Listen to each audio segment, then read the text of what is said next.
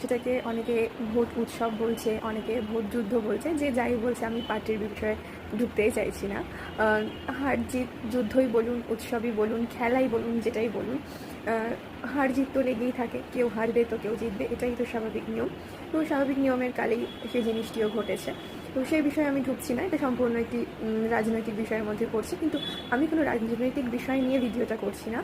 আমার ভিডিওটা হচ্ছে ভোট খারাপ খারাপ বলবো না, ভোট রাজনৈতিক বিষয় রয়েছে, সব কিছু ঠিক আছে, ভোট হলে মারামারি হয়, যুদ্ধ হয়, হোয়াট এভার, অনেক কিছু হয়, এটা কেন করলো, ওটা কেন করলো, অনেক বিরোধিতা হয়, অনেকে অনেক কিছু বলে।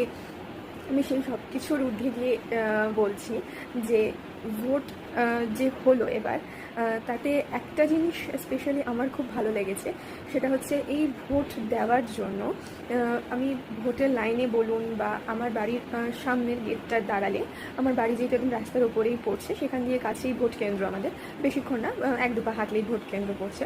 তো সেই জন্য বাড়ির জানলায় দাঁড়ালে বলুন, এমন প্রচুর মানুষকে দেখা গেছে যাদের সাথে বহু বছর আমাদের দেখা হয় না, তারা একসময় আমাদের পাড়াতেই থাকতো কিংবা পাশের পাড়ায় থাকতো, যাদের বাড়িতে ছোটোবেলায় আমি খেলতে গেছি, পাঁচিল টপকে খেলতে গেছি। তো এরকম প্রচুর মানুষ কালের নিয়মে বলুন, কাজের সূত্রে বলুন, তারা অন্য জায়গায় শিফট হয়ে গেছেন, বা অনেকের হয়তো বয়স হয়ে গেছেন, তারা বাড়িতেই থাকেন, আর এখন সেভাবে আর বেরোতে পারেন না বা বেরোন না শারীরিক অক্ষমতার কারণে, দুর্বলতার কারণে। তো তাদেরকেও দেখেছি যে তারা এখান দিয়ে যাচ্ছেন, হয়তো অনেক বয়স হয়ে গেছে তাদের, তো দাঁড়িয়ে তারা কথা বলেছে, গল্প করেছি আমরা, ঠিক আছে। তো স্পেশালি এই জিনিসটা আমার খুব ভালো লেগেছে যে যাদের সাথে বহু বছর দেখা হয়নি, প্রায় 8-10 বছর পর দেখা হলো,